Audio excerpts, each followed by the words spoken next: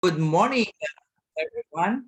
So we would like to welcome you again to our third week of Board of Governors Review Series. And in behalf of California Association of Healthcare Leaders and San Diego Organizations of Healthcare Leaders, I would like to welcome you for this third week of our series exam prep. And thank you for being with us today. And it shows your commitment and your commitment to your journey for fellow exam. So thank you for your dedication. So it's a kudos to everyone. So what we are going to do today is we will be tackling the three knowledge areas, which are the professionalism and ethics, laws and regulations, and governance and organizational structure. So we have a presenter who is who is the main originator of our secret sauce called brainwalk. So next slide, please.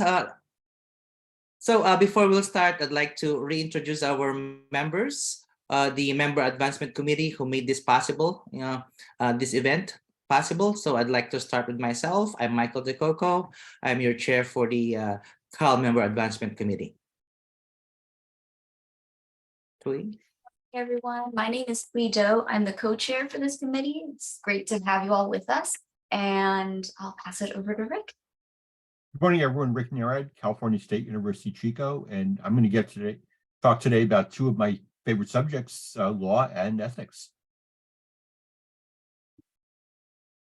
Sachin? Morning, everyone. Sachin Gangupantala, member of the committee, serving you since 2020. Thank you for joining today. And Nora won't be able to join us today due to some personal reasons. And next slide, please. So we would like to ask our partners from San Diego Organizations Healthcare Leaders. Yes, I'm Mary Para. Welcome, everyone. Co-chair with Florencia.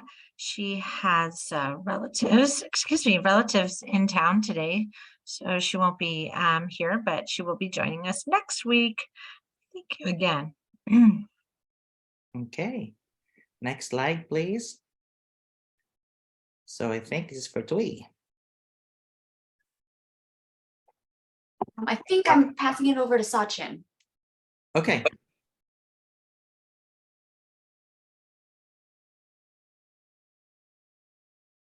Oh, sorry. So one of the things we talked about last session was question about the productivity measure that takes into account the level of skill required to accomplish it. I think Nora did kind of review this with our the sources we usually look up to make sure we validate the answer here. I think the answer was labor compensation per unit of service. And this is one of the books actually we recommend, or ACHE recommends as part of the study set. There's a reference to that topic as well on that. Okay. And specifically, I think it's on page 324 if you get this edition and you get the bundle. Yeah, thank you.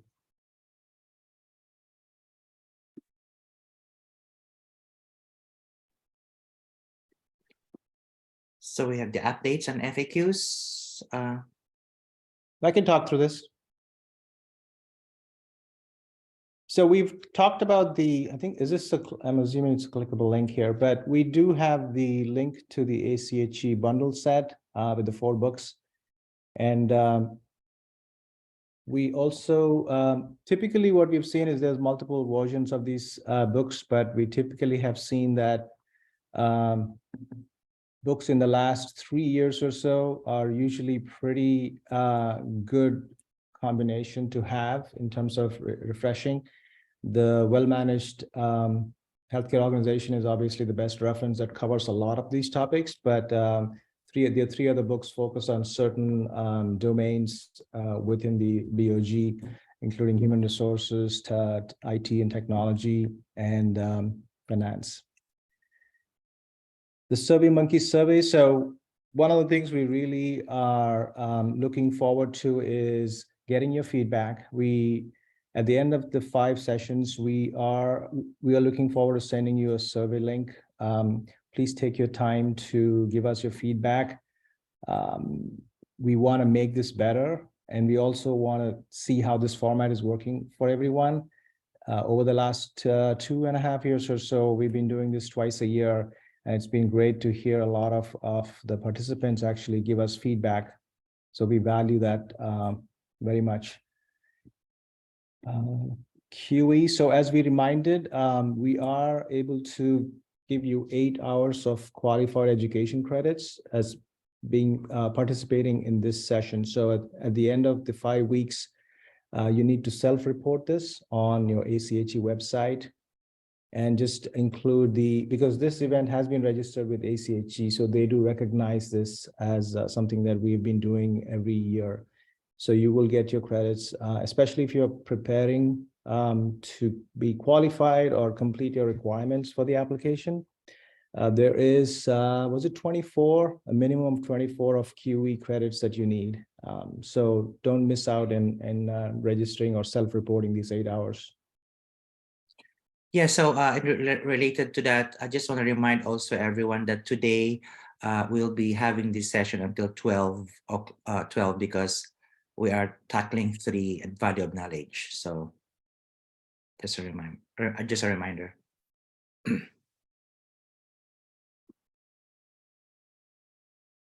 So we have a few upcoming events. For those who are looking for face-to-face or qualified education credits, definitely take advantage of these. CAHL has 3 upcoming. I think there were a couple in April as well.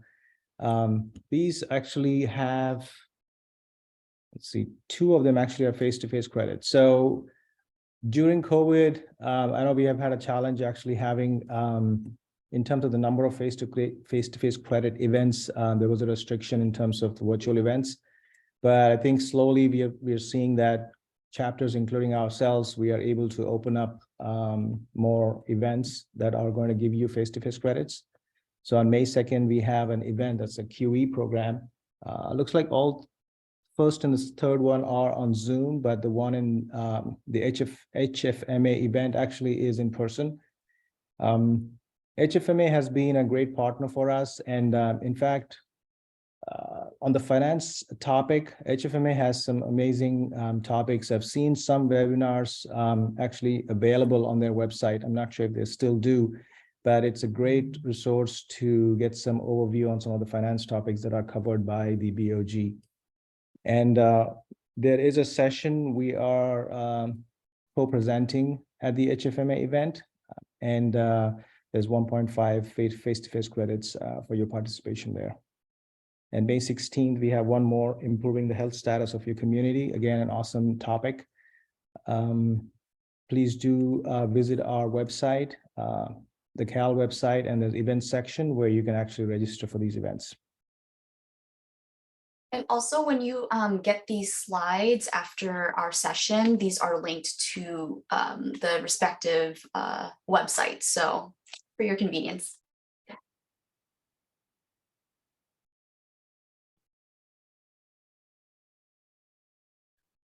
My turn.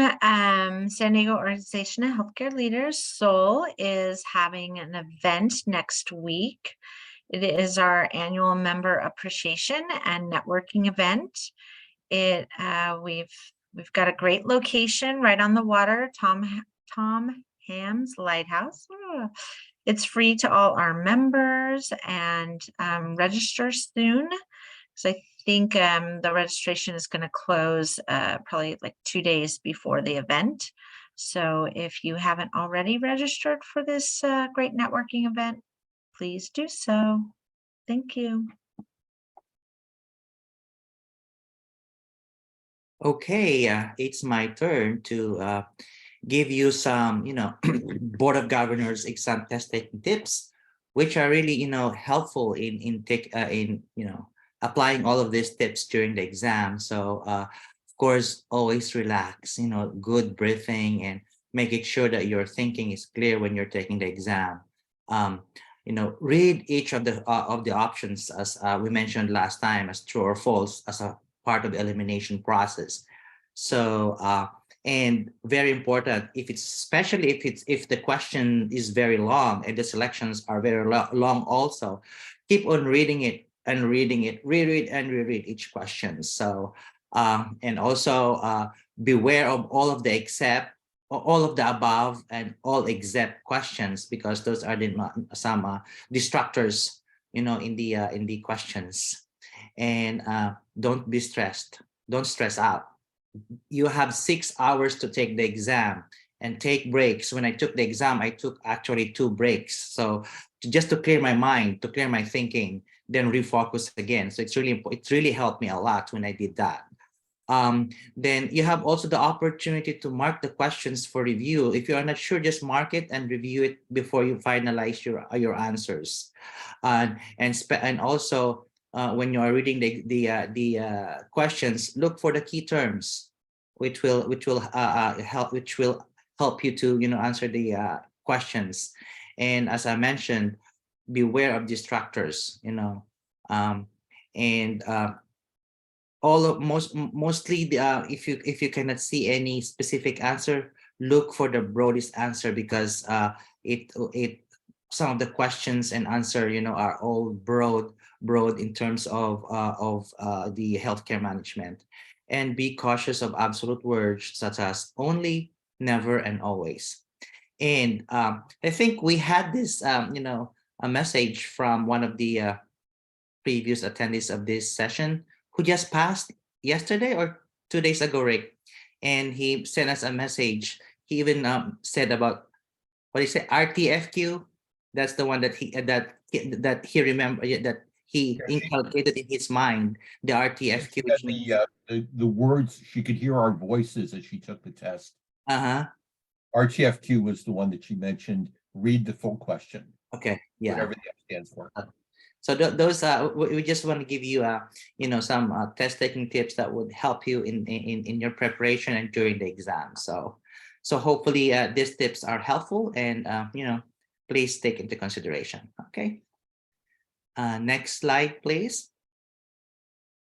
Okay, so I think we're ready to delve into the main event or main topics of this session. So, but before I will turn to Rick as our presenter, I would like I'm pleased to introduce him first. So Rick is a professor at the California State University, Chico, under the Public Health and Health Services Administration.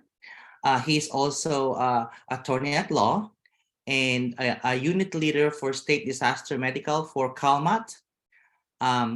Actually, Rick is a founding board member for CAHL. He began as a treasurer for the CAHL organization, and I think he's been teaching this BOG exam faculty since 2014, right? I think Rick and Nora started this BOG exam, so they were the founders of this BOG exam prep for CAHL.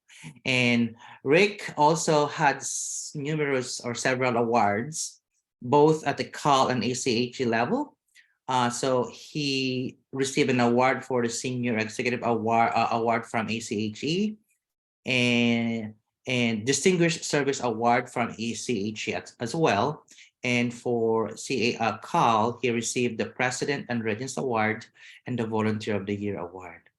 So without further ado, I would like to turn over the floor to Rick Narad. Thank you, Michael.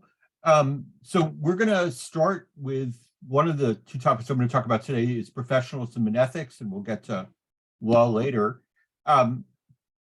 This is one of the areas that I actually teach, so I enjoy it very much when I get to talk about ethics, and we're not going to get to talk about too much of it, but I want to concentrate, and I'll let you read the knowledge areas yourself, but I want to concentrate on a couple of tips on this. One is that you should be familiar with the ACHE Code of Ethics and the ethics statements.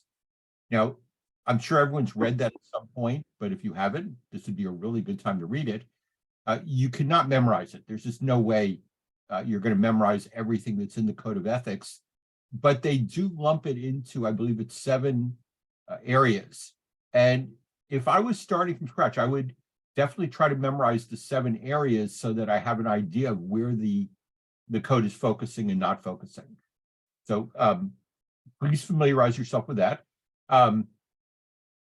Look over the codes, the ethical statements. Again, you're not going to memorize them, but you should know what areas CAHL has issued ethical statements. And then try to familiarize yourself a little bit with some of the other organizations as well. So there's potential questions, particularly about the California Medical, excuse me, the American Medical Association and American Nurse Association Code of Ethics as well. Not details, but just general statements. Next slide, please.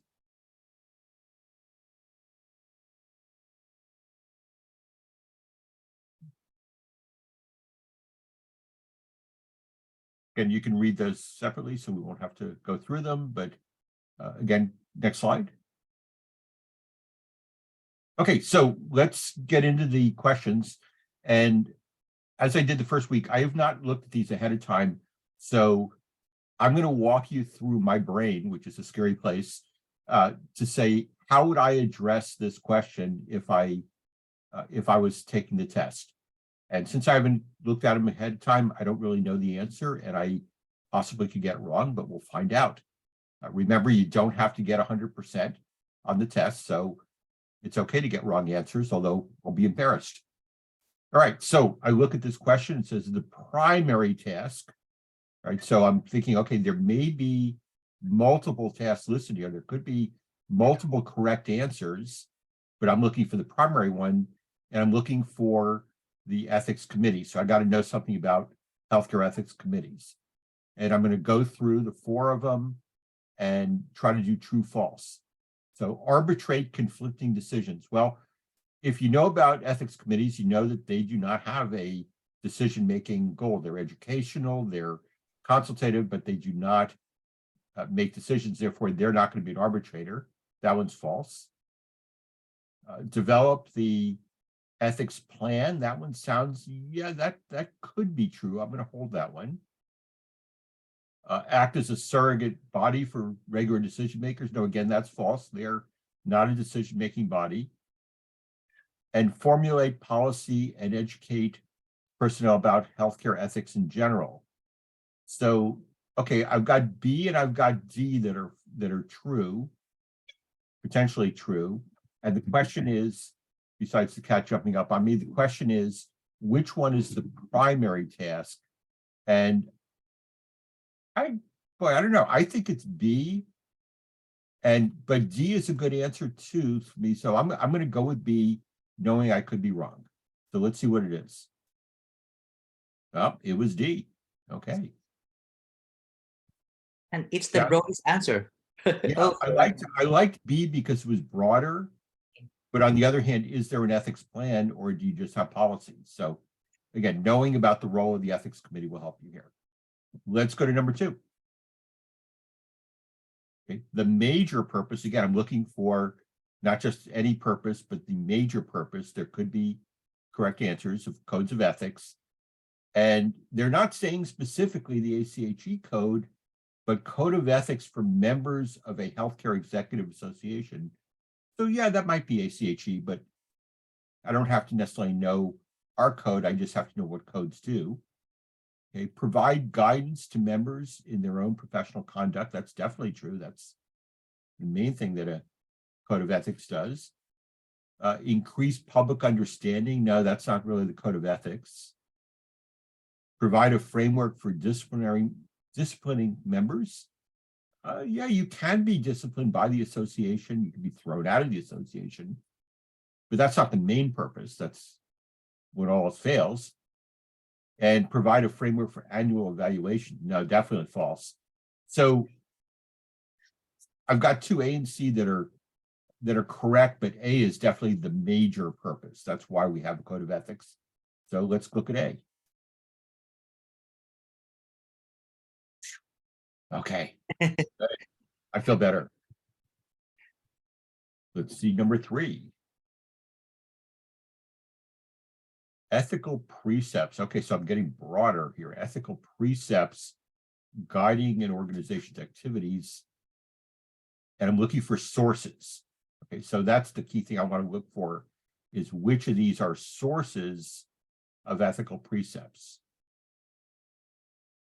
Okay, reflected in everyday actions. Yeah, but reflected in isn't necessarily a source, so that doesn't sound good. Sole province of senior management, absolutely no. Part of governing board's formal actions. Well, you can adopt an ethics statement, maybe. Written and unwritten. Found in a variety of sources that are, yeah, I'm going to go with D, written and unwritten, which looks like everyone else is doing with it. Let's see if the answer is D. It is D. So it's not necessarily saying that they aren't reflected, but that's not a source. They might be part of the governing board's formal actions, but the broader answer here is going to be written and unwritten. So let's do number 4. Which of the following conditions must be met for human subjects? Oh, okay. So we're talking about human subjects in medical research. What do we have to do? And it says which one of the following conditions. So that's telling me that it's not like I'm looking for the best answer. I'm going to look for the right answer here. Okay, so no suitable animal model exists for use instead of people. Well, that's true for the early stages of research, but not, not later on. You got to have people involved. Research program has been approved by the medical staff. No, medical staff doesn't approve that.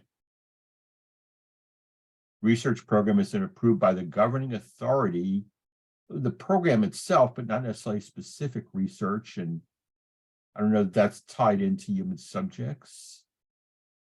So I've got 3 I don't like so far. I hope the 4th one's better.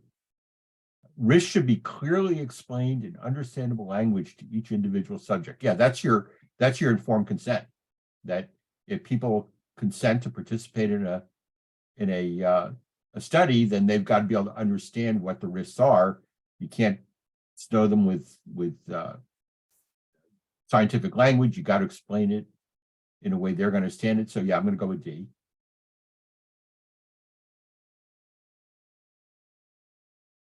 And it looks like other people had D too. Boy, there are a lot of D's here, aren't there? All right, let's go to number 5.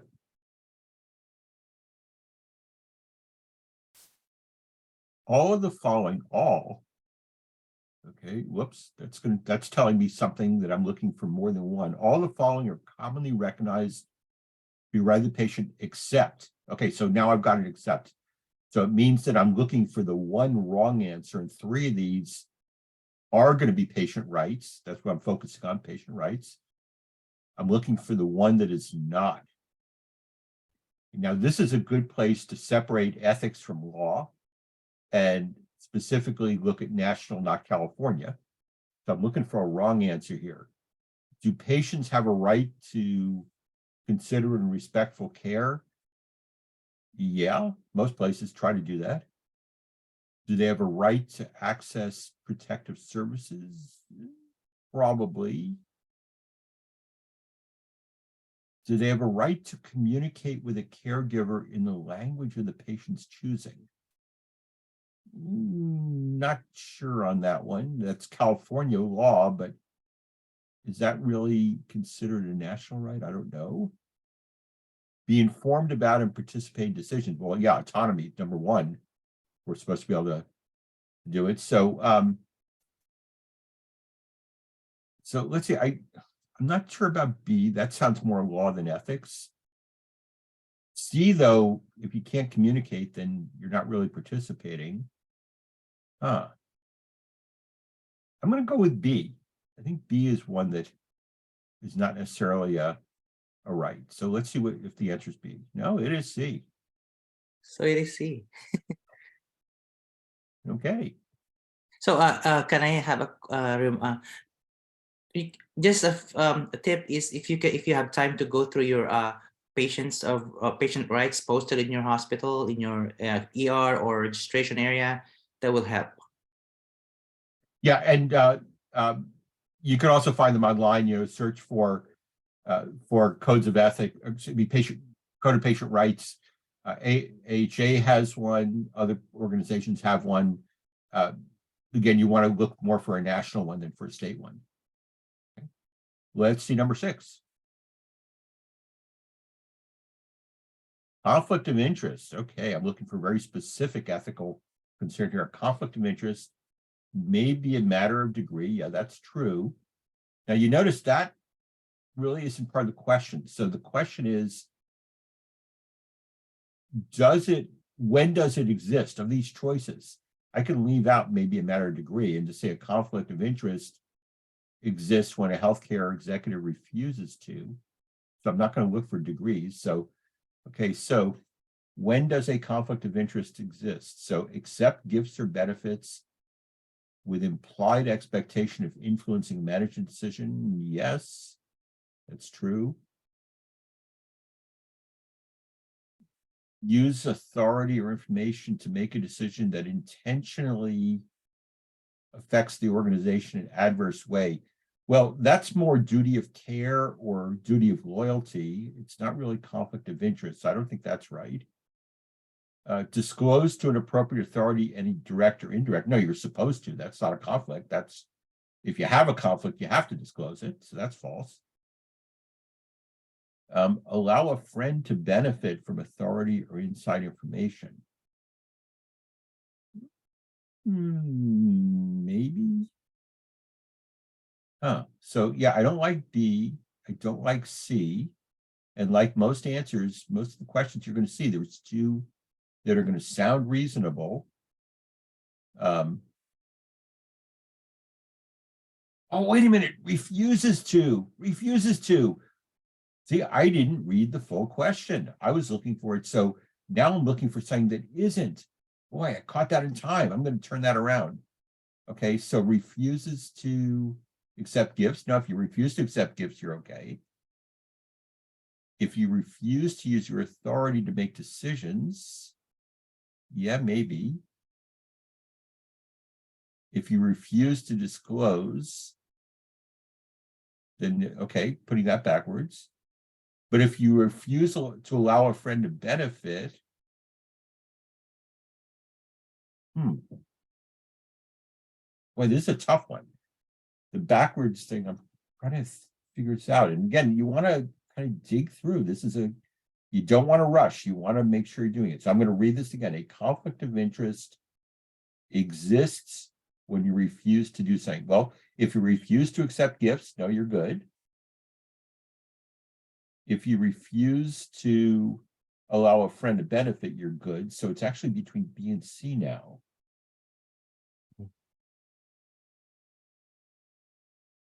So C is how you can resolve the conflict, but it's not the conflict itself. So it could be B, it could be C. But B is still more duty of loyalty. So yeah, I'm going to go with C. Yeah. Okay. So, again, the approach here is take your time. You've got really plenty of time. And particularly when you got a question that gets into double negatives and stuff like that, you really want to make sure that you're reading it carefully, that you're picking up which direction it should go in, and that you're looking at each one of the answers. You don't just jump into it, right? And this is just an example of a question that could be a little bit complex. Don't rush. Take the time and go through it. Let's go to 7.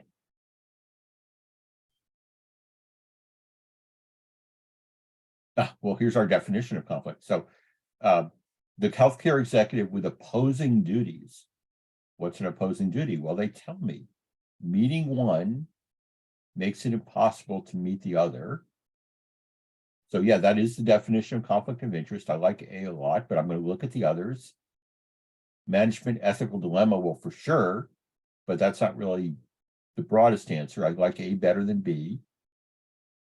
Need for a consultant. Yeah, if you need a consultant for ethics, then ask your ethics committee, don't pay one. Responsibility to protect themselves, no, that's definitely not your first goal. Duty of loyalty says no. So C and D don't really look right. B is true, but it's not as specific. So I'm going to go with A, 7A. And this one was a little easier than the previous one if you know the definition of conflict of interest. So that is the definition right there. You've got opposing duties, and meeting one means you can't meet the other. So if you know the definition there, you got it. Next question. There's another one. Let's read this carefully. A non-legitimate reason. So I'm looking for a reason that you shouldn't release information. So, okay, so I'm looking at privacy here. And I'm going to be really careful trying to keep this ethical, not legal. So don't jump right in and say HIPAA, because that's a law, not ethics. All right, so a reason you can't release information. All right, well, if it's subpoenaed by a court order, that overrides everything. So yes, that's legitimate. Requested by the spouse or next of kin. Depends on the situation. Sometimes yes, sometimes no. Is there consent? Does it impact them? Put B on hold. Patient becomes incompetent. Let's see. So can you release it if a patient becomes incompetent? Well, yeah, you're going to have to, because someone else is going to then be making decisions. So that one's okay. Reporting statistics, yeah, as long as it's not patient identifiable, that nothing wrong with that. So that's a legitimate reason. It depends on the information. So B is the weakest here. We have mixed answers here. Yeah, we do, don't we? But someone's asking, do you need court authorization for C? Well, no, because if you have done a durable power of attorney, you can designate the person who's going to stand in for you, and they have then access to the information. So B, without just a plain request, yeah, B just flashed up and told me. Yeah, B is the one that without a specific reason, such as the patient being incompetent or the patient giving consent, if the spouse just asks, then no, they don't get it. So I think B is the non-legitimate one here. Yeah, someone said C because people become incompetent at times. They do, but that means that there will be someone who you can release information to legitimately. And we're looking for a non-legitimate reason. If the patient becomes incompetent, someone else has to stand in and do that. Yeah, the spouse may be the legal next of kin, or it may be someone else. It depends, age and other status. I keep telling my students that if they end up unconscious in a hospital, do they trust their mother to make decisions? Because that's who it's going to be. So law allows next of kin to stand in, and therefore, if they are filling that role, then they get to do it. But if your mother just walks in and says, "Can I see your chart?" the answer is going to be no. It is a little tricky because we've had a situation for B where the spouse passed away at the hospital, and he didn't have a consent or release with us about medical records.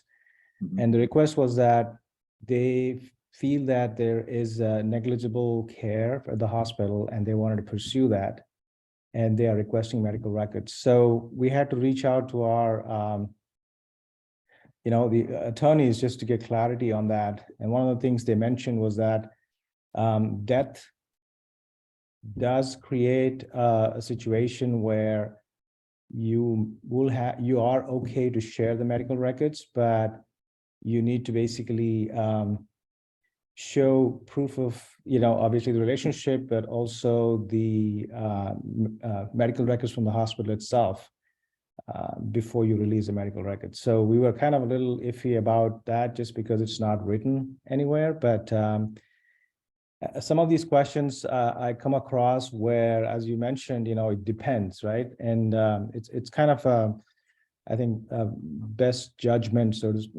to come to the closest answer that you can give. Well, Sachin, you talk about going to the attorney, which meant you were looking for a legal question, where versus going to your ethics committee and asking for their input on it. Yeah. Right. And again, you gotta separate out on some of both the ethics questions and the legal questions of which one they're asking. They certainly overlap. I mean, ethics should be based on law, in theory. It should, but they aren't always. And here you want to make sure you're talking about it ethically. So why does a patient have a right to privacy? Well, that's autonomy. They have a right to control their own medical decisions, and that includes medical information. But there are legitimate times when it can be released to other people. Yeah, and this also situation, it can apply to different situations, such as, a kin or next of kin of a spouse calls the ancillary services like radiology or lab. Hey, can I have the lab results for my spouse or for my kid? So you cannot just release that. They have to go through a process that so they can get those information. And someone just pointed out, again, the key phrase is non-legitimate reasons. So you're looking for a negative here. You're looking for the one that you're not allowed to give out the information, or not usually allowed to. So 3 of these should have been correct based on how the question was asking. 3 when you can release. Read the question carefully. And again, I'm looking at the chat thing, but let's separate law and ethics, when you can do it and when you can't do it, and the 2 overlap, but they're not completely the same. Let's go to the next question. Breach of fiduciary duties. Again, that's a legal and an ethical concept. So what's a fiduciary duty? Well, that's when you have to make decisions that are in the interest of someone else, not the interest of you. So lawyers, doctors, accountants, others are supposed to make their decision, their advice based on your interest, not theirs. And that would be a fiduciary duty. So what is a fiduciary duty? Okay, not an example. Oh, not. Okay, there's another negative one. So 3 of these might be the fiduciary duties. 1 isn't. Okay. An executive who's distracted by family situation, personal situation, poor performance? No, because that means you are not meeting your duty to your employer. An executive whose judgment and effectiveness is impaired due to substance abuse. Yeah, if your judgment and effectiveness is impaired, definitely that's a breach of your fiduciary duties. An executive who relies on subordinates to relay appropriate information. Boy, that's another example. Let's read this carefully. If you tell your employee to pass on something that is appropriate, that sounds like delegation. That's not a problem. So I think C is going to be the true one. Executive who fails to maintain competency. Doesn't apply to anyone here. That's why you're here on Saturday morning, helping maintain your competencies. That's definitely not a breach. So A, B, and D are examples of breaches. Excuse me, yeah, fail. So yeah, A, B, and D would be. So C is not a breach. You're using your employees in an appropriate way. And that sounds like C is going to be the right answer. And it is. And it looked like other people had it. Again, don't jump right in answer. You guys are putting the answers in really fast, and you're putting them in faster than I can read them. So make sure you're really looking at them and making a good decision of which one. Don't feel like you're rushed. Next question. legal aspect. Okay, so we jump to the law here. Legal aspects of consent include all the following except, again, that word except. So 3 of these should be included in consent. All right, so it's got to be voluntary. Yep, we know that. That's true. Got to be informed. That's why we call it informed consent. It's got to be medically sound. The consent is medically sound, or the medical information? No, that's the consent. Going back, looking at the question, the legal aspects of consent include me giving consent doesn't have to be medically sound. I think that's going to be the wrong one. And then, does it have to be competent? Well, yeah. If your 6-year-old says, no, I don't want a shot, she's not really competent to withhold her consent, so you're going to overrule it. So D is, it has to be competent, it has to be voluntary, it has to be informed, does not have to be medically sound, so I'm going to go with C.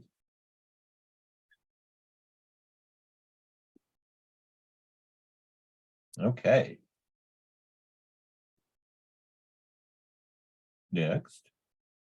Next, we're finished with ethics. Any other questions on ethics? Again, read the Code of Ethics, make sure you're familiar with that, be familiar with general ethical principles, but look specifically at things like your fiduciary duty, your duty of loyalty, know what a conflict of interest is. These are just general ethical principles that you've probably all been exposed to, but do a quick review on them and spend time with the Code of Ethics for ACHE, the ethical statements, and then briefly about the other organizations. Okay. So now we're looking at law and ethics. Again, you guys can read these yourself. And what I don't go so fast.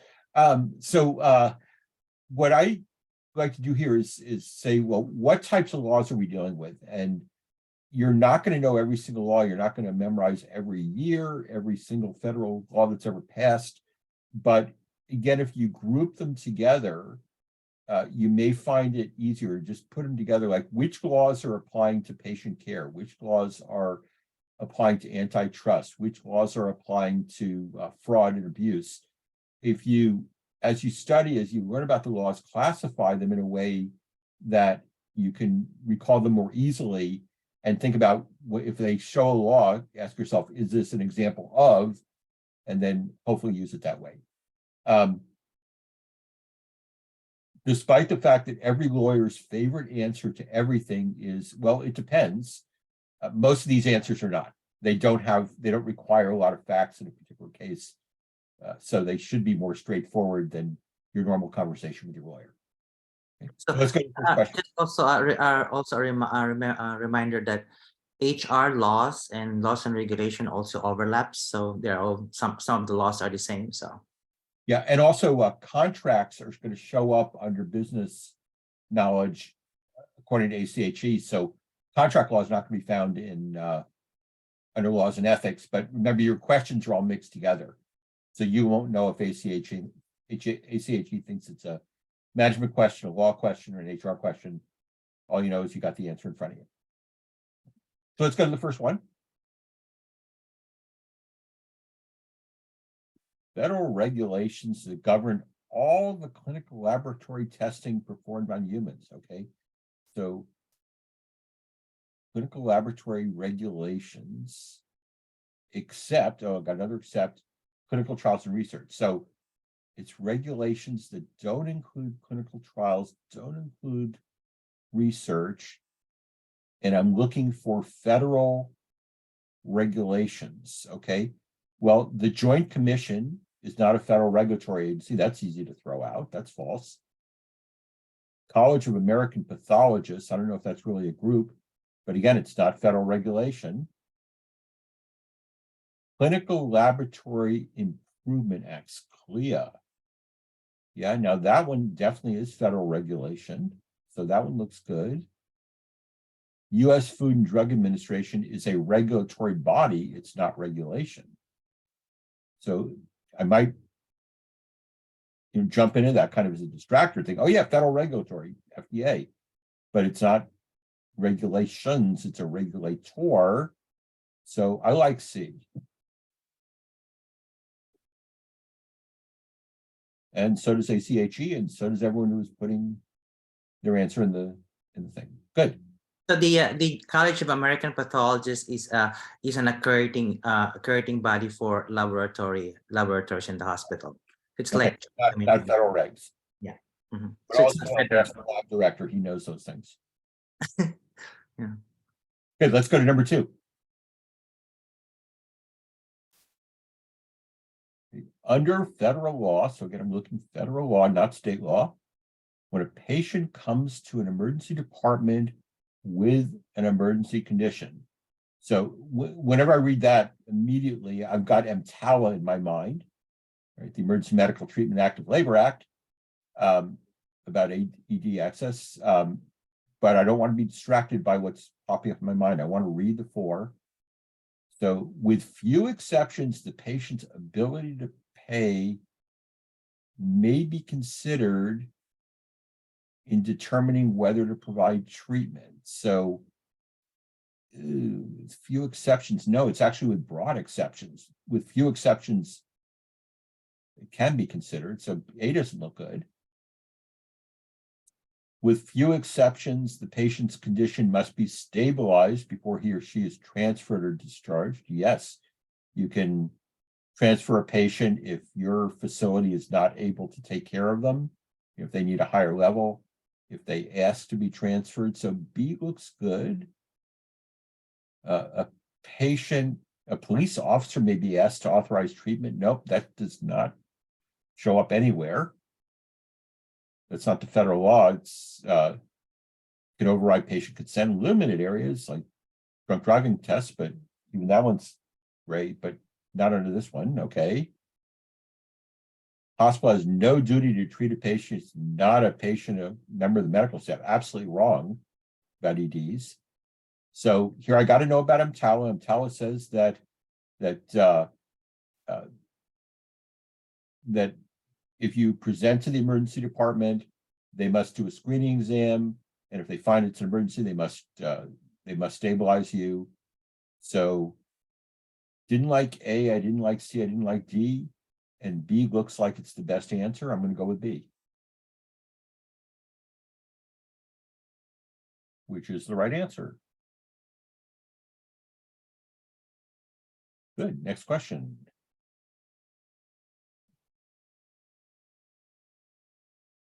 Oh, this one's a tricky one. What law addressed the practice of dumping indigent patients in public hospitals? And you might think, oh, we just talked about that. We talked about EMTALA, the Emergency Medical Treatment and Active Labor Act, but I don't see EMTALA here. So, boy, this could get me in trouble. All right, well, let's think about it. What is ERISA? ERISA is the Employment Retirement Something Act. Doesn't sound like patient dumping. COBRA, the Consolidated Omnibus Budget Reconciliation Act. What does budget have to do with it? Well, guess what? EMTALA was passed as part of a consolidated bill. So tricky, but I know that one. So B is looking good.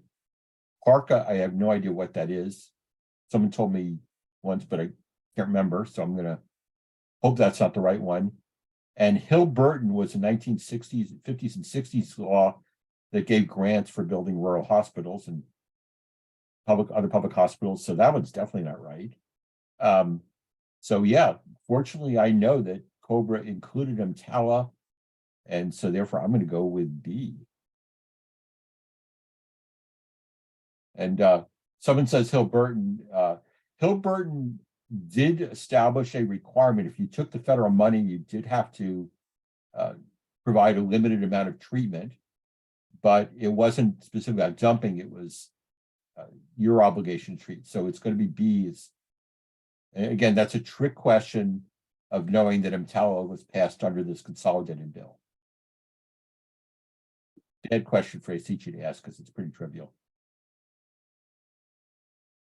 All right, number 4, ownership and control of medical records associated with hospital delivered services. Okay, so I'm looking for something related to the hospital.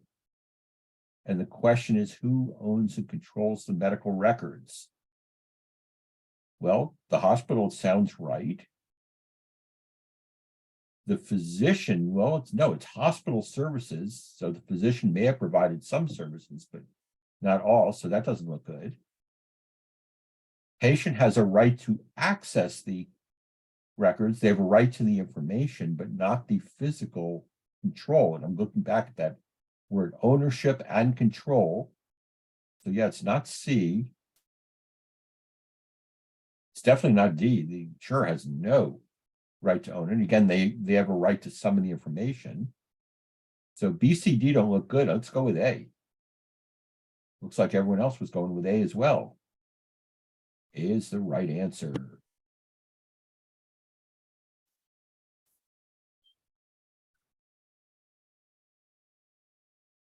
I just like the third question on this.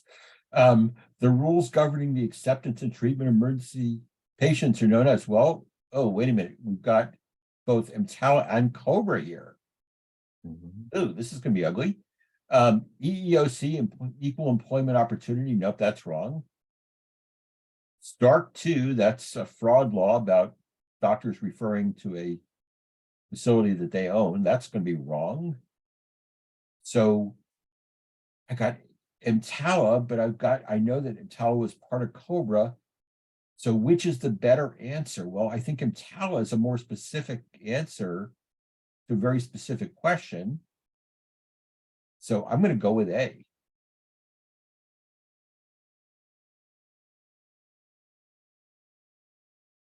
And it looks like everyone else did as well. Now, again, between those two questions, the ones we just dealt with, the other one having COBRA there is the right answer, could really throw you. And this is one of the weirdest ones for them to ask all these questions. But if you just know that one thing about EMTALA being part of COBRA, you're covered. But hopefully they won't ask both of these and confuse you further. Go number 6. Oh, so here we got kind of an example. A joint venture laboratory. Joint venture. So it's owned by both the hospital and the physician on its medical staff. And we're looking for a violation of fraud and abuse. So, boy, my mind started running into antitrust law when I saw joint venture, and I'm glad I brought it back and I'm reading fraud and abuse. So when will a joint venture violate fraud and abuse? Okay. Marketed services to both investors, non-investors. Nope, no problem there. That's wrong. Offer ownership shares at the same price to referrers and non-referrers. Nope, treat them equal, you're good. Require investors to refer business to it. Oh, yeah. So now we have referring business. That means someone else is going to pay for that business, like the insurer, like Medicare. That one's probably going to be a good one, but let's see number D. Base its profit distribution on the amount of capital, not on referrals. No, that's what you're supposed to do. If I contribute 50% of the capital, I should get 50% of the profits, regardless of how many patients I refer. So let's go back to C. C looks like the right answer. And if you know that physicians are not supposed to refer patients to a business they own, except with some limited situations, then you know that C is going to be wrong. And that is the Stark law. There's Stark 1, Stark 2, Stark 3. Stark A, 1 was rather laboratories, 2 extended it to a bunch of other services, and C gave some exceptions, or 3 gave some exceptions. But physicians are not supposed to refer laboratories. So requiring the investors to do it would definitely be wrong. So I'm going to go with C. You got a lot of words in the question. You've got some complications in the answers, but you got to analyze each one. You're not rushed. Take the time to analyze it. Number 7. Rick, can I have a question on the number 6? Sure. Let's go So, back. Stark law violation versus fraud and abuse are 2 different laws, correct? They're not. No, fraud and abuse is a broad category. Again, remember I said think about the categories of laws, and under fraud and abuse, Stark is one of them. The anti-kickback law, the Federal False Claims Act, there's a bunch of them. So Mhm. Stark is just one fraud and abuse law. Okay. 7. Now, 7, I don't like that it's starting in general, because that means that I can find examples of when this is wrong, which is going to always confuse me. So in general, courts are going to exhibit what attitude about the medical staff privileges. So we're not looking for specific state law. We're not looking for specific court decisions. We're looking for a general principle here about what courts do with medical staff privileges. So, right. So in general, do they intervene because human lives are at stake? No, in general, they don't. Right? They're going to make a decision based on legal issue, not necessarily on, so that one issue has more of a risk to patients than others. So A doesn't look good. If the decision were supported by reasonable evidence, the court will not substitute their judgment for that of the hospital board. So we have an if the decision was supported by reasonable evidence. And that means that if the board made the right decision to either grant or not grant medical staff privileges, as long as they have evidence, the court will uphold it. So yeah, that sounds good. Hospitals must not be permitted to interfere with the doctor-patient relationship. Yeah, right. No, I mean, medical staff privileging is a duty of the hospital board. Doctors don't get to just walk into the hospital and admit patients. So hospitals definitely interfere there. So that one's wrong. Courts may not entertain suits regarding medical staff privileges. No, they absolutely can, and they do. So I didn't like A. C is wrong. D is wrong. I'm going to look again at B. And B, yeah, B's right. I'm going to go with B. And almost everyone else went with B also.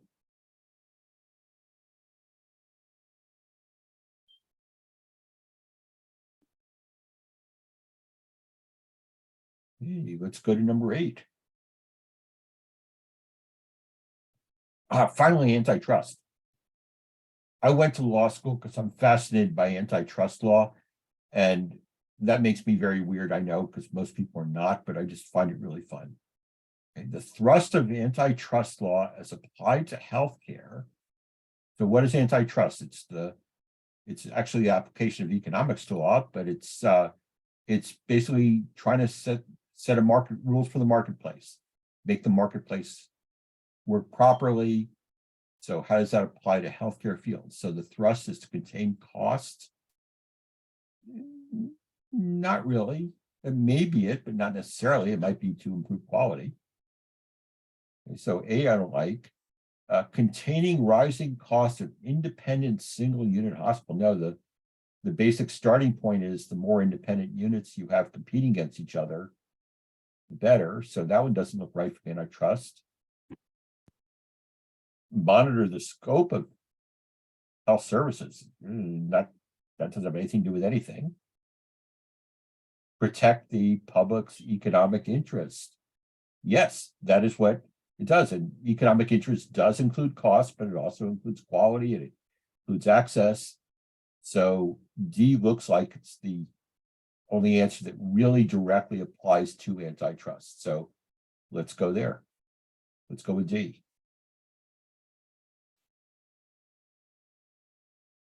All right, number 9.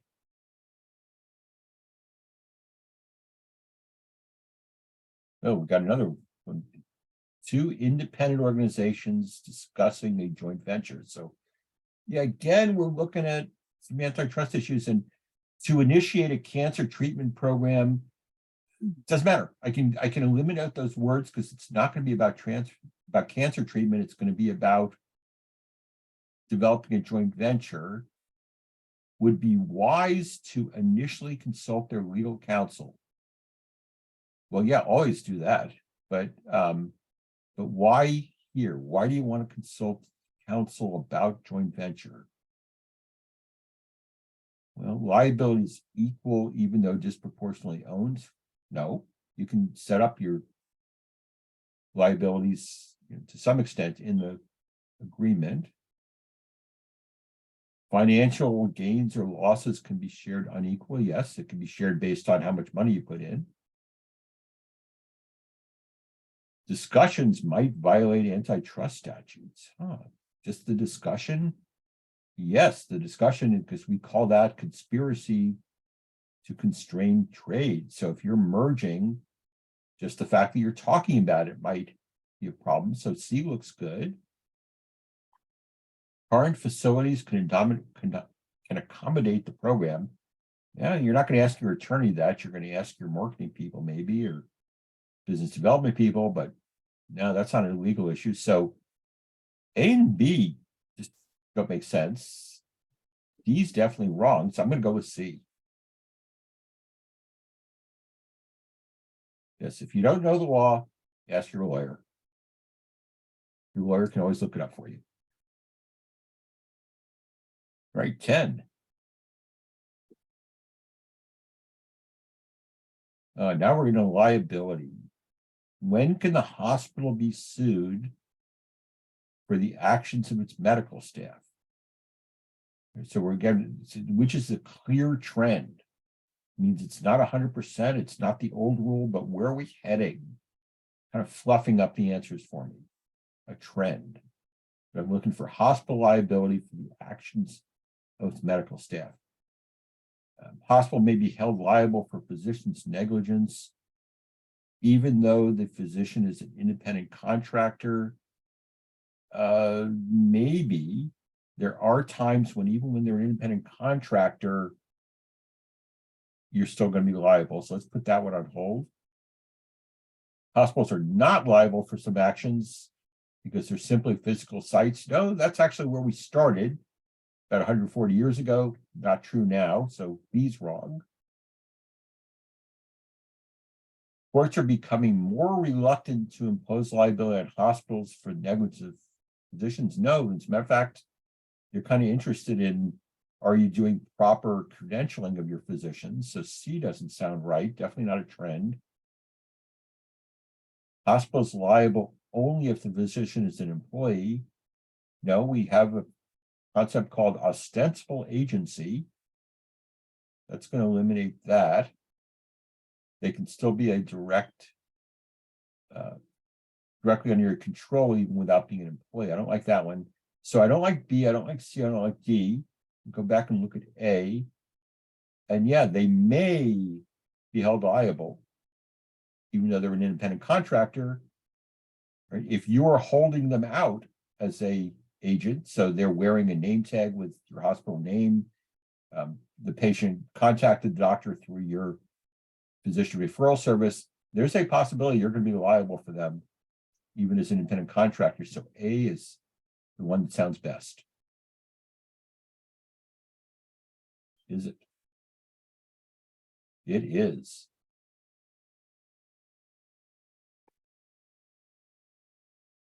Do we have more? Okay, so But Michael, before you go, I need to say one thing about HIPAA, right? Because we didn't have any questions about HIPAA, and Nora gets mad at me for not telling my HIPAA joke every year. So even though she's not here, I'm going to tell my HIPAA joke, which is knock knock. who's there? HIPAA. Who? I'm sorry, I'm not allowed to tell you that. If Nora was here, she would be cracking up no matter how many times she's heard it. So I have to say I told it. So, thanks for the joke, Rick. Can we ask before we proceed to governance or governing body? Can we ask is there any questions from the group before we proceed from what you've seen regarding professionalism and the laws? Is there any questions? I'd put one in. Can you hear me? Yes, we can. Yeah, I'd put one in the chat with regards to the responsibility of the medical record if that question had been a little bit turned, I think that it was maybe question number 5, back a little bit. And if it would be the responsibility of the insurer overall, what are those going? No, I guess it wasn't. If it were just medical record, then we would Yes, be your insurer. So I don't think this was the question. It was about the, it was about the hospital versus the patient, I mean, versus the physician versus medical the, record. So let's see if we can find that one. I think it's the question about who owns the documents or records. right. One, yeah. So I asked the question again, if it, So if the, let's see, ownership and control of the medical records associated with the hospital. So if the question was just asked differently, like ownership and control of medical records associated with a person who's received care, if it didn't really give a place of service or something, is that something that they might ask? yes, potentially. And the general rule is that whoever creates the record owns it. Right. So Okay. the physician office, if it's your insurance record, or if it's post-panel HMO, then the insurer could potentially own it, but it's whoever creates it owns it. But patients ethically and legally, Mhm. and this, by the way, is one of the specific exceptions in HIPAA, is patients have a right to the information. Mhm. So you can never tell a patient, sorry, I can't let you look at your record because, you know, under HIPAA laws, I have to keep it internal. That is definitely not true. So whoever creates the record owns it. And if they'd asked it as a clinic or a medical doctor's office, it would have been the physician. Just an aside, is there a specific period of time in which anything has to be released after that question? Yeah, there is. And I don't know it off the top of my head. If you ask your lawyer, do we have to give you this question? They're going to pull the law and check. I just don't remember the question. Okay, thank you. But it is set, and you can't make problems for them. You can, you know, bill them reasonable cost, but you can't set up a barrier to them giving the information. Thanks.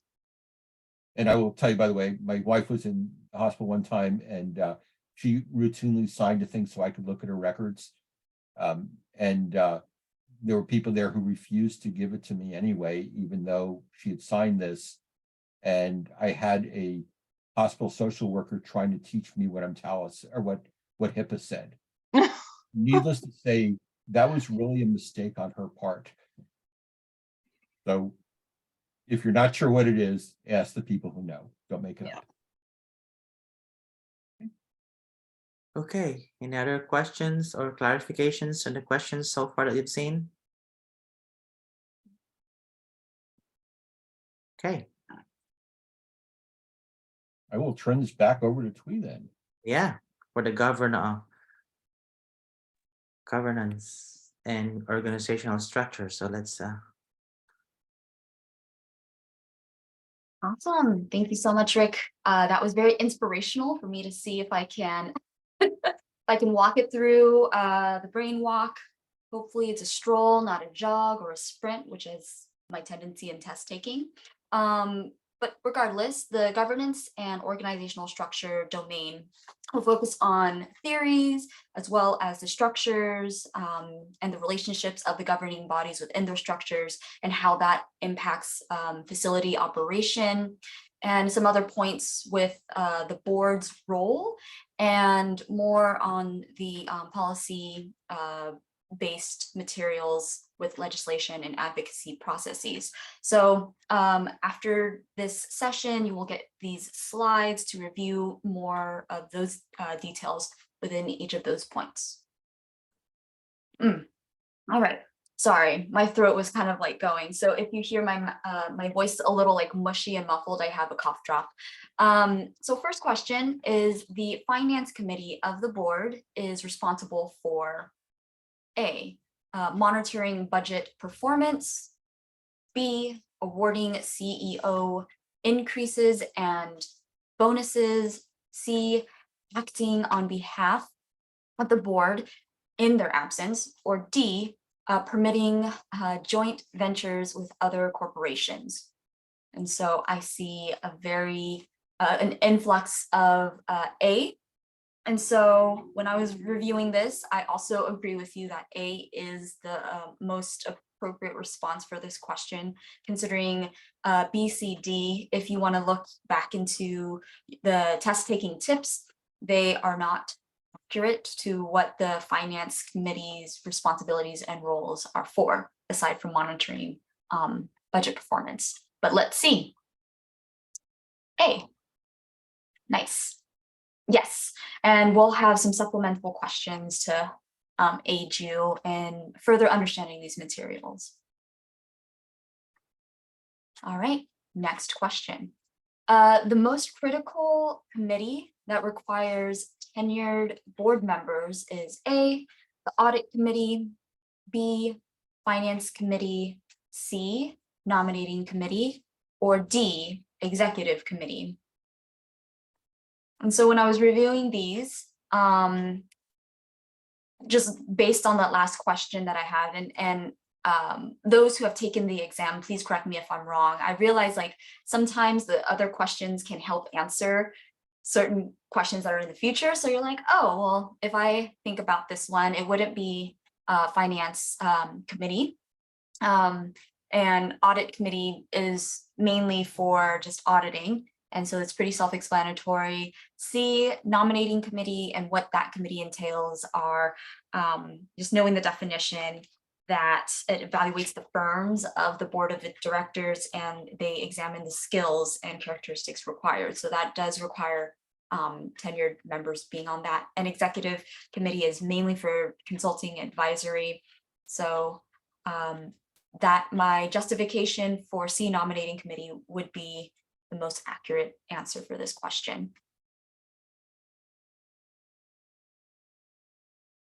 Does anyone have any questions with this before we move on? No, okay. Number 3, the duty of loyalty requires that A, board member discloses all of their assets before becoming a board member. B, a board member belongs to as few healthcare organizations as possible. C, a board member refrains from conflicts of interest. Or D, they serve out their entire term. And so going through Rick's brain walk, and also like just understanding like what duty of loyalty means, I would have the tendency to gloss over. I'm like, oh yeah, that has like fiduciary duties owed by the company's directors. And so I would be like, okay, A might seem viable, but like reading more, because I would just see like the word asset and thinking like that's financial, but that's not the case when it comes to this context. I would move on to B. It really doesn't mean that like they have to be loyal, so therefore there needs to be as few organizations that they're a part of, but C does seem most feasible because they refrain from conflicts of interest, which falls within that duty of loyalty, and D doesn't really pertain to the question. And so a lot of the responses that I see in the chat here are also C, and C means it's correct. So if I may add on this, so there are different duties or obligations of the board of directors or the governing board. So just advice to know the differences of those duties, because it for sure, you know, it will come out and it really they will create the question in a confusing way. So the duty of care, duty of loyalty, disclosure, you know, business judgment rule, and confidentiality, those are the main duties of the board of directors or the governing board. So just a reminder or an advice to, you know the differences on those. So all right, next question asks about the CEO of a hospital. They report to A, the board chair, B, the executive committee of the board, C, the compensation and evaluation committee of the board, or D, the entire board. And so breaking these questions down, or this question down and the responses, I would imagine it to be pretty general and broad. And so A, B, and C are very specific, and also the CEO would be reporting to all of them. And so the best answer would be D, the entire board. And survey says B. Yes. Awesome.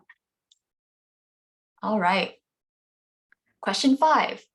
Regarding the hiring of employees, the board should be intimately involved in which of the following positions? A, all management personnel. B, all employees within the organization. C, the CEO, or D, all clinical personnel.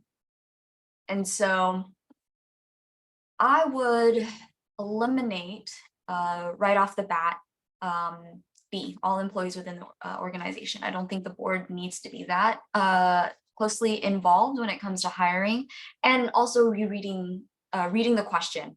Sometimes I like to rephrase how the question is structured so I can get a better understanding. And as Michael discussed in the last couple of questions, like sometimes these questions are strangely worded. And so just give yourself that time to read it again, possibly rephrase it if it sounds confusing or if it reads confusing. And so, going off of that, hiring of employees. Well, A, all management personnel. I thought it was going to be this one, but really the management, like that level of responsibilities does depend. Something like Gloria would say, it depends, right?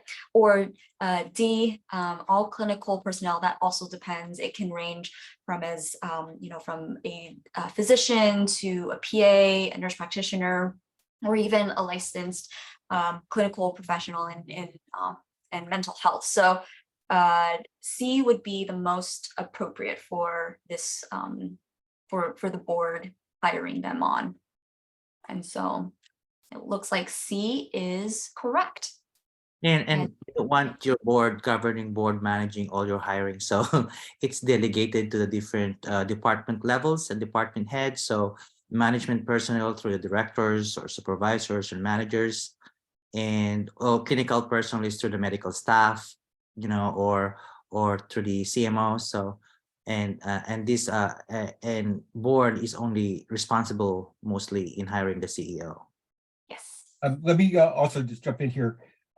As you're studying, think about the triad: the board, the CEO, and the medical staff leaders, however you medical staff president, and be sure that you can draw the lines between those three. So know what their roles are. And if you can identify that in your mind, it'll help answer questions like this. Know your organizational structure as well. Yes.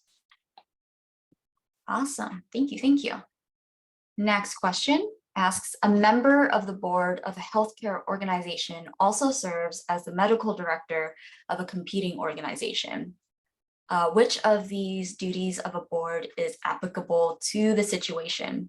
So when I first am reading this, I'm like, wow, this is a mouthful. This is a headful. So just breaking it down.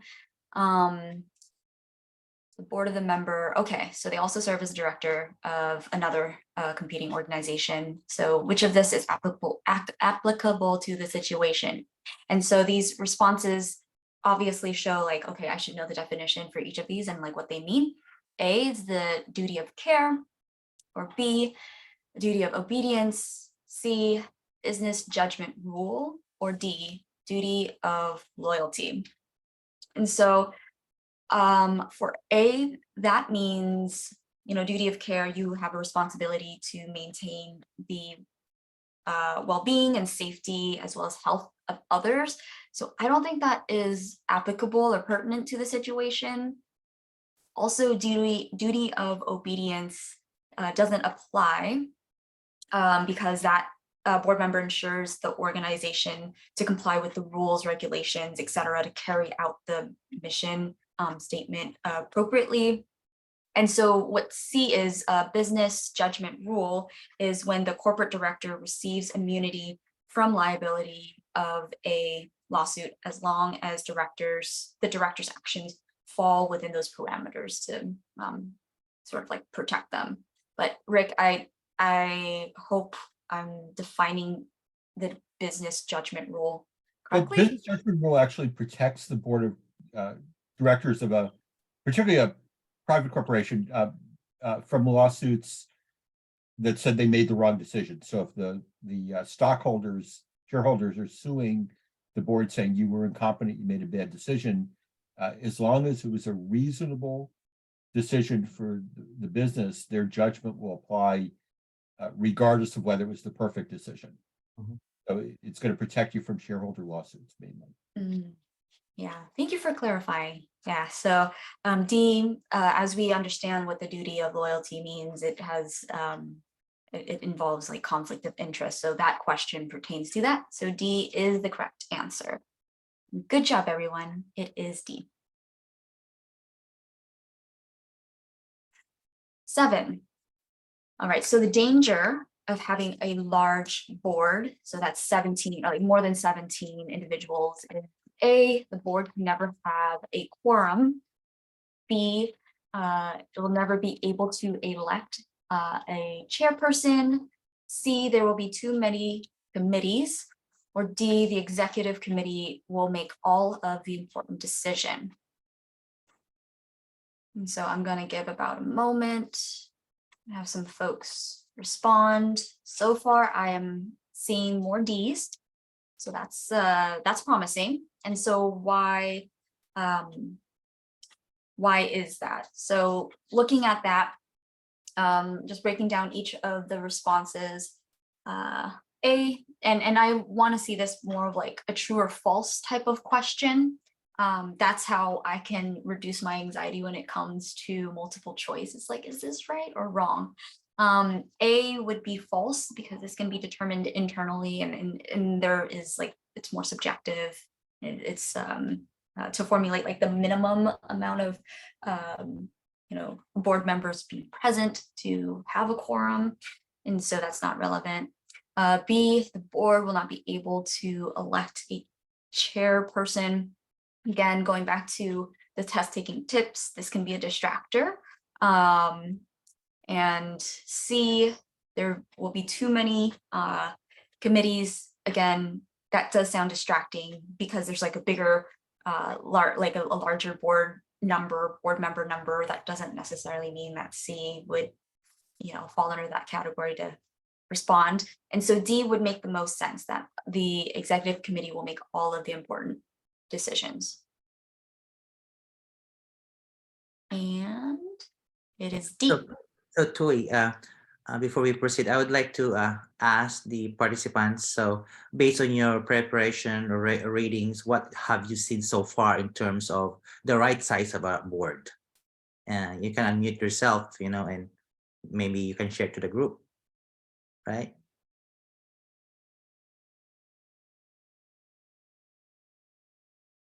Mm. 7, we have 7 here. Okay. So if you will go to the well-managed healthcare, the recommendation there is between 9 to 14. Okay, just an FYI. Awesome. Yep. Thank 9. you. All right, so next, number 8, which of the following should be included in an organization's mission statement? So now I'm like, aha, I know the proponents and the components of what a mission statement should entail. Is it A, ethics, B, services, C, strategies, or D, facilities? And so there are 3 parts in a mission statement. And I think like for a lot of us who are at the level we're at, there are 3 components. It's what you do, so services. B already stands out. Another proponent is like how you deliver these services, and lastly, why you do the things you do. And so it makes the most sense for B. I don't know if ethics or facilities would be relevant to this question, and C, when I think of strategies, I think of like the strategic plan. So it wouldn't fall under it wouldn't be included in the mission statement. Yeah, it's not relevant in the mission statement, but it's relevant in terms of operationalizing your mission in the in your business. So because you need a good facilities, you need strategies, and you need ethics or values to strategize your services. So And so it's B. And of course, like, you know, as Michael has said, this the operalization, it's also a mouthful for me too. It's, yeah, like those are components. And in this question, it does have like the most correct answer. And obviously that gives us some time to like review and say, okay. we yeah, might so be most the of best those answer. most of the remaining selections are part of your strategic planning. So Right. Yeah, good distinction there. All right, so 9, the process of validating a professional's eligibility for medical staff membership and or privileges to be granted on the basis of academic preparation, licensing, training, certifications, and performance. So obviously right off the bat, this is a definition-based question. And just to see those components of the process of validating someone's eligibility through preparation, licensing, training, certifications, and performance.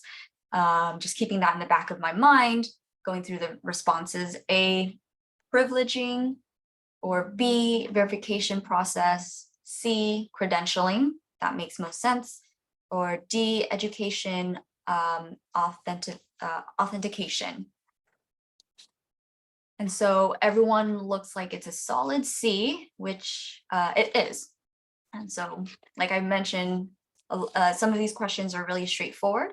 And so, you know, you can be really swift and respond to this. But if you're in the exam and you just want to take a little bit more time, and it looks like it's going to be a fast response, feel free to mark it and come back to it just to make sure, especially for like a denser or a longer worded question like this, you're able to have some clarity. this is how I'm gonna go, attack this question. So I would take credentialing and privileging as the two main selection. However, the verification process and education and authentication is part of credentialing. So once those credentialing is done, the next step is privileging, wherein you have to privilege the medical staff or the physician. So that's how I'm gonna do that. So I will divide it into two major parts, which is first credentialing and privileging, where credentialing or the B and C are part of credentialings. All right.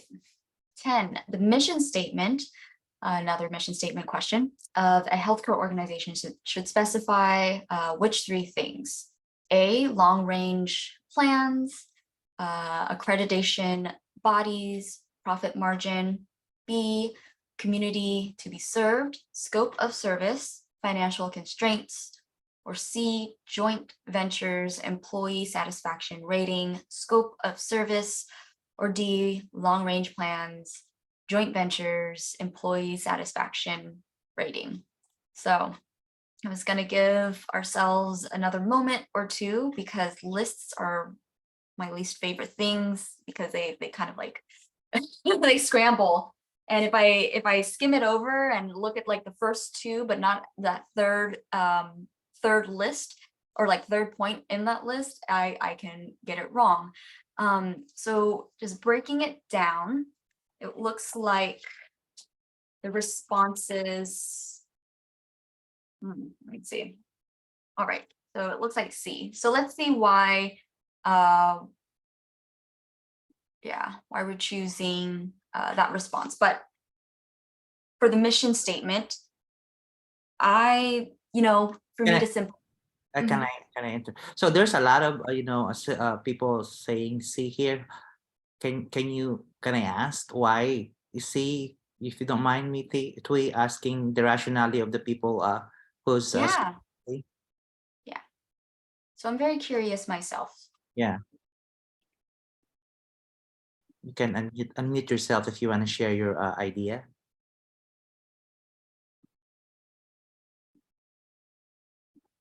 Okay, just go ahead. Alrighty.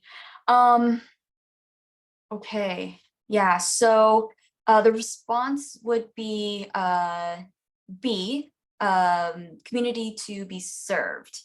And scope of service, as we mentioned, one of those components of the mission statement, as well as financial constraints. So there, it looks like more people are responding to B now. But yeah, let's see what the response is. Yeah. So again, this type of question, it sort of was answered from a previous question. And like I mentioned, there may be within the exam that, like, you know, flag something that looks like it can support you later on in the other questions, and maybe you can get that answer from the question. All right. Oh, sorry. There was a question that said, why financial constraints? So let's go back.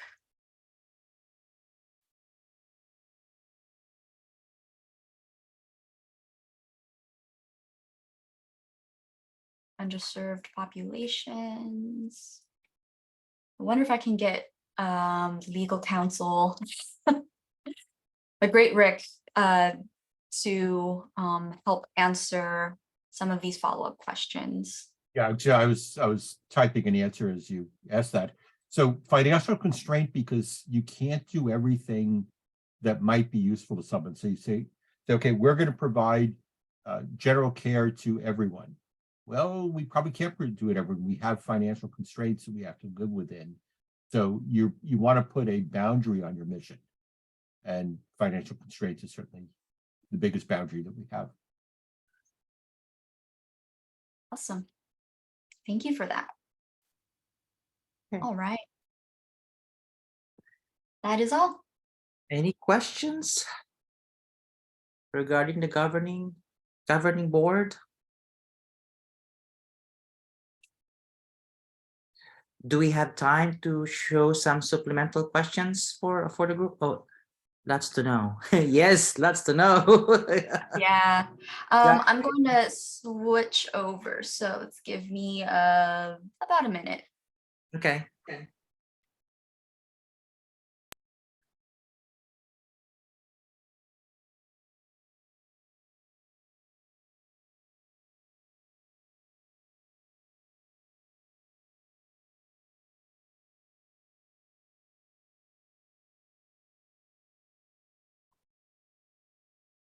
All right, can you all see the question, or like at least the cover page? Yep. Okay, excellent. So,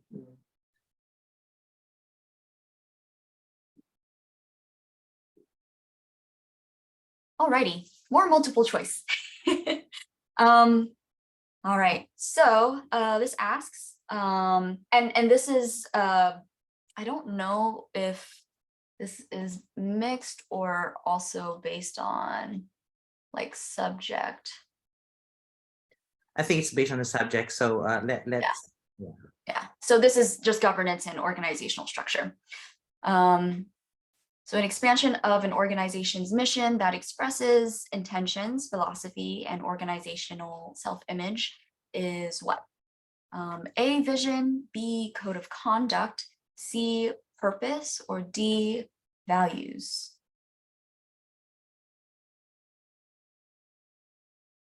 So I'm seeing A here, A.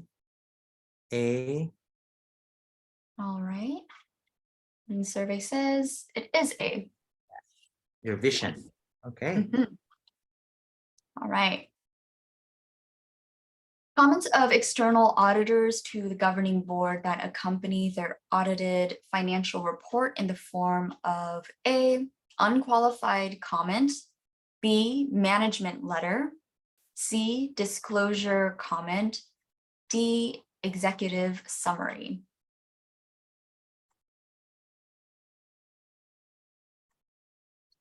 Let's see what's the answers here.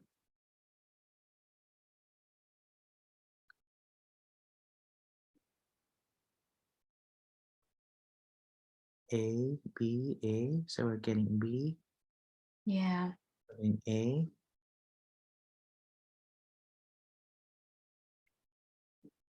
Okay. All right. So let's Survey see. says. It's B. So B, so this was mentioned by James from finance last few weeks ago. So the letter that they give us actually after the audit is called management letter. The unqualified comment, disclaimer comment, or executive summary are parts of the management letter. You hope you get an unqualified one. Yeah, saying- you hope get unqualified. That's the best comment that you need. All right. A group of agenda items passed without discussion unless a member requests a review, used to focus attention on priority matters. A, consent agenda, B, format agenda, C, ad hoc agenda, D, review agenda.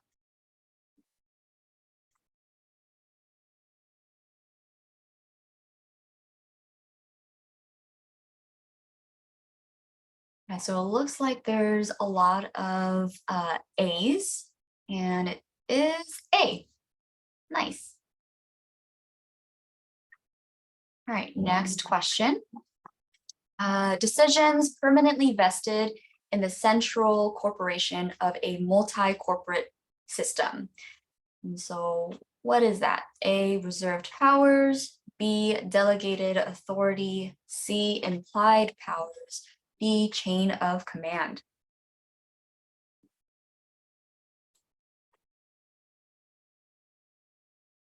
I realize I got to mix up these choices because they all kind of like blend together. But I think this answer is A for this question. Yes, yes, yes. Okay, and it is A. Good work, everyone. All right, I think this is the next multiple choice. Which of the following is not a standard function of the board chairs? A, cultivate an effective working relationship with the CEO. B, mentor others on the board. C, command and control the board. D, walk the straight and narrow.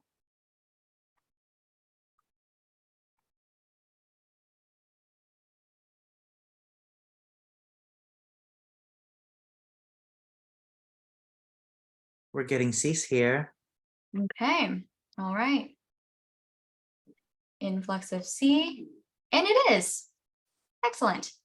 So yeah, because you don't want to be a commandeering board, right? Mhm, mhm. You may want to, but it's not a good approach. Yeah, it's not a good approach, correct. So. Yeah. All right. I'm just kidding. There's more multiple choices, but now it's focusing on professionalism and ethics. Sorry, little typo over there. The duty of healthcare management consultants to avoid conflicts of interest and self-dealing. What is that? Duty of good faith, duty of loyalty, C, confidentiality, or D, duty of care. A conflict of interest and self-dealing. Wow. Okay. All right, so it looks like there's a mix between A, B, and C. All right, so let's see what that answer is. Let's get some clarification. A. Right. A, yes. So it's conflict of interest and self-dealing. So, and it's related to consultants, right? Management consultants. So. Yeah, those are those key words in that question to help answer that. All right, a 40-year-long study on 600 African-American men in Macon County, Alabama, that misinformed its subjects and prevented treatment for the Syphilitic men in the group. Yeah, so A, is it the Belmont report? B, Tuskegee study? C, Helsinki research? Or D, eugenics? And yeah, it is B, the Tuskegee study. I like these types of questions. It's just like, oh, it doesn't make my brain work as hard because let off a little steam with some history. All right. Next is regarding a legal document that specifies a person's preferences for treatments, life-sustaining technology, and other medical care written before and used after the person is incapacitated. A, informed consent. B, power of attorney. C, advanced care directive. D, patient's rights. All righty. So the question is, oh yeah, the answer is C, advanced care directive. Let me point out that your advanced care directive may include a power of attorney where you delegate the authority to make decisions versus just expressing your interest. So the advanced directive can have both, but it doesn't necessarily have to. And this one was asking about just specifying the person's preferences. Mm-hmm. The ethical principle of refraining from actions that could harm others. A, beneficence. B, maleficence. C, negligence. Or D, non-maleficence.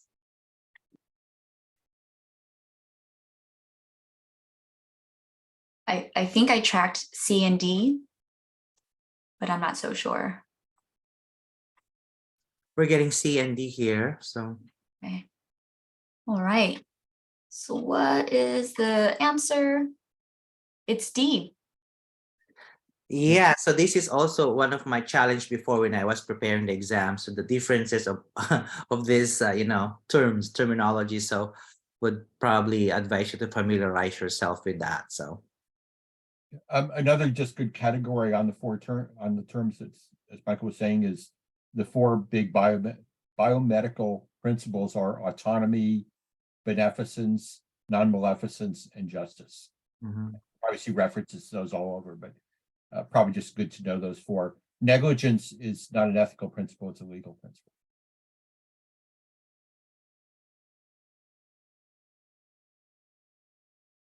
Okay. An ethical decision-making approach that relies on a case's facts, complexity, relevant laws, and unusual circumstances to determine a judgment on that case. Might need some support with the pronunciations of some of these terms. Casuistry. Thank you. I think you're talking about casuistry. Casuistry. Okay. B. Sarbanes-Oxley. I was thinking like the King's player is like, oh, that's Obanis. That's totally not the right right last name. Sorry, basketball's on my mind this season. C, fidelity, or D, utilitarianism. And are folks responding to with D? Is that what I'm seeing? Yeah, let's wait for more answers. D, Okay. yeah, D also.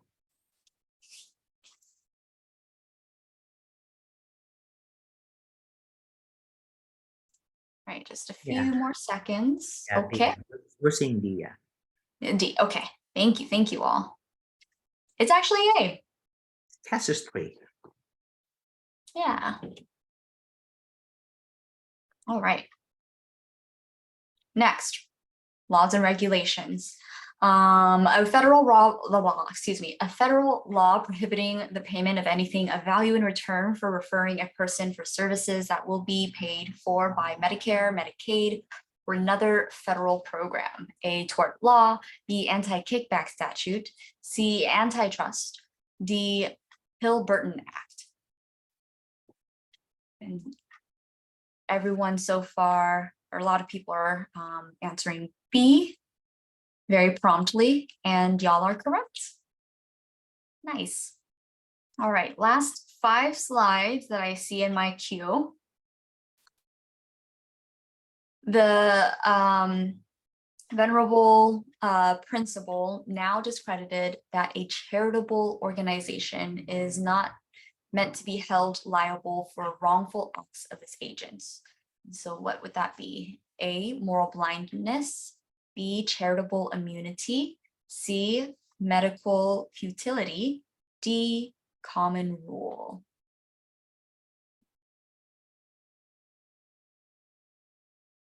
We're getting lots of B. B, all right, wait for a few more seconds. 3, 2, 1. It's closed. And y'all all right? It is B. Yay, you guys, you guys are awesome. Yeah, yeah. You're on your, what's that? That's, your groove. So next question, act which prohibits a physician from referring Medicare patients to entities with which the physician or an immediate family member has a financial relationship. A, EMTALA, B, False Claims Act, C, Affordable Care Act, or D, Stark Law. And responses are coming in with D. Good work. D is correct. All right. Few more questions here. An organization of hospitals, physicians, and other providers who, under shared governance structure, coordinate patient care, are accountable for the quality and cost of that care and receive bonuses when they deliver care more efficiently. Wow, that's a big question. So you can break that down. And so with that being said, A, accountable care organization, B, community health needs assessment, C, population health, or D, value-based care.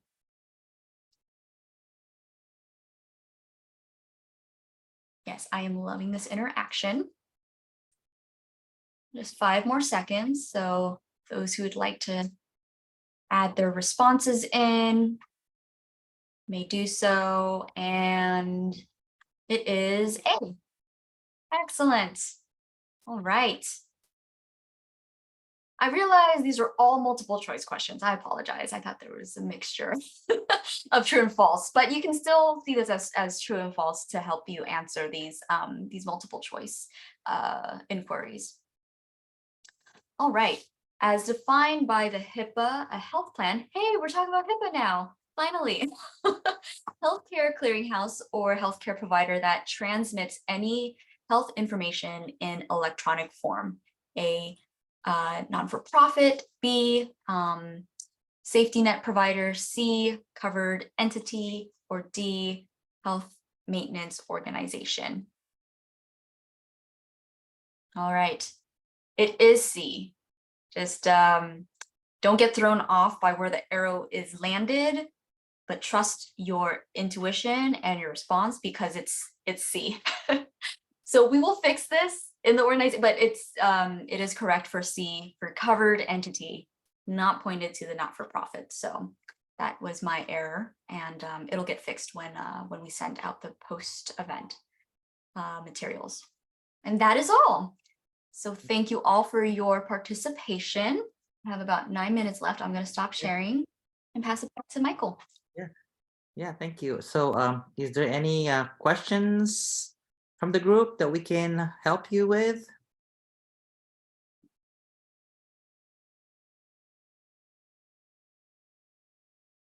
Okay. Looks like we do not have questions. Thank you very much. So, we will close the session then, and we would like you to thank you for your participation today, and we hope to see you next week, Saturday, and we will be doing the management and leadership and the business knowledge areas for the exam. So, thank you very much for your participation, and have a great weekend.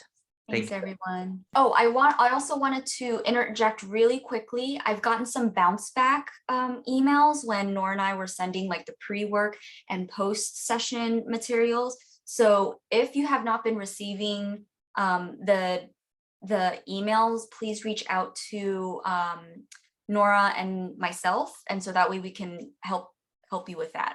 All right. So thanks, everyone.